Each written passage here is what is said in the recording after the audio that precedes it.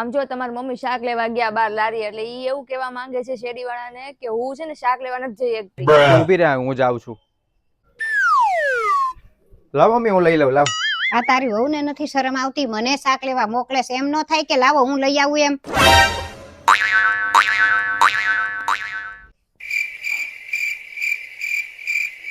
આમ જો તમારી મમ્મીએ મારા ઘરેથી જેટલું ઘી આવ્યું હતું ને બધું એની છોકરીને આપી દીધું. અરે ભાઈ જવા દે ને, હવે બીજું લઈ આવી દઈશ તને હું ઘી.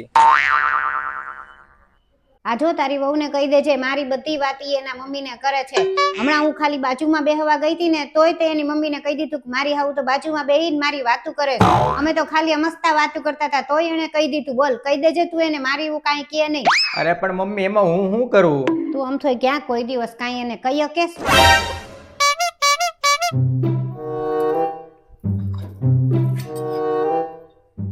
તમારા મમ્મીને મેં બનાવેલી એક કઈ વસ્તુ ભાવતી નથી, મારે શું કરવાનું? ગઈકાલે મેં રાત્રે દાળ ઢોકળી જે બનાવી હતી ને તો કે આમાં શીંગ નથી નાખી, દાળ જાડી છે, મીઠું નથી, તો મારે હવે શું કરવાનું? ભાઈ આવી વાતમાં હું હવે તારે હવે એમાં કઈ જવા દેવાનું, ખોટું નહીં લગાડવાનું, જે કે નહીં નાખી દેવાનું. મીઠું કે તો મીઠું નાખી દેવાનું, દાળ પાતળી ઓલે કરવાની હોય તો પાતળી કરી નાખવાની. એમાં હું હવે ત્યાં તારે એટલું બધું યાદ રાખવાનું? હા, તમને તો એની ભૂલ દેખાશે જ નહીં ને. આ લગ્નને અત્યારે 5 વર્ષ થયા પણ હજી સુધી તારી વહુને ગોળ રોટલી બનાવતા નથી આવડતી. તારા પપ્પાને જરાય ભાવતી નથી એના હાથની રોટલી. અરે પણ મમ્મી 2-5 વર્ષ વધારે, હવે 5 વર્ષ વયા ગયા તો કાંઈ વાંધો નહીં, હવે થોડુંક શીખી જાહે. એમાં હું ને એવું હોય તો તમારે થોડુંક શીખવાડી દેવું જોવે.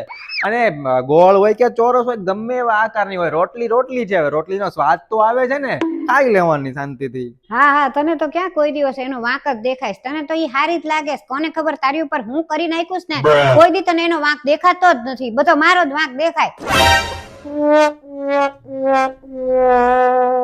તમારી બેન પોતું મારે ને તો મમ્મી પગ ઊંચા લઈ લે ને હું જયારે પોતું મારું ને ત્યારે એના ઉપર હાલી જાય છે, મારે શું કરવાનું? અરે ભાઈ હવે પોતું કરવા જેવી વાતમાં કઈ, હવે તું બધી વાતમાં તને તો ખોટું લાગી જાય છે. ઝીણી ઝીણી વાતમાં ધ્યાન નહીં દેવાનું, અને કદાચ એવું થાય ને જવા દેવાનું. સમજો, આ કાનેથી સાંભળીને આ કાને જવા દેવાનું. જે ઓલી કહેવત સાંભળી છે ને એવી રીતે આવી બધી વાત આમ શું કહેવાય, આમ આપણે જોયું જ ન હોય ને એવું રાખવાનું. આ તારી વહુને કઈ કેવું છે તારે? આ નાઈને નીકળીને બાથરૂમ એમ નામ ભીનું છે, પોતુંય નથી માર્યું, સાફ નથી કર્યું, બધું એમ નામ પડ્યું છે, મારે કરવાનું છે? અરે મમ્મી હું કહી દઈશ ને ભાઈ, હવે તને કઈ કેવા જેવું જ નથી. તું આમ થોય ક્યાંય એની સામે બોલી હકેશ. અને સાંભળ, હજી હવે તો છે ને એની મમ્મી આવે ને એટલે બધું કઈ જ દેવું છે કે આ કાંઈ કામ કરતી નથી, બધું મારી જ પાસે કરાવે છે. આખો દિવસ હું મારે જ કામ કરવાનું. મારે એની મમ્મીને પૂછવું છે કે તમે આને કાંઈ કામ કરતા જ નથી શીખવાડ્યું, બધું મારે કરવાનું એવું તમે કીધેલું છે? આવા દે હવે એની મમ્મીને. જો તું